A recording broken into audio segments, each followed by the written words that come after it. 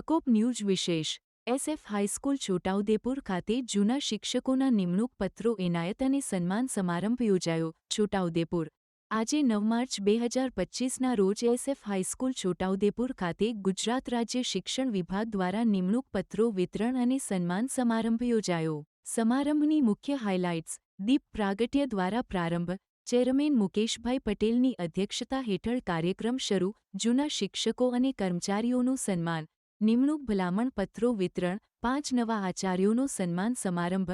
3 સેવકોની clerk તરીકે બઢતી અને નિમણૂક હુકમોની ફાળવણી. સંખાનદ્રા શાળાને શ્રેષ્ઠ શાળા જાહેર.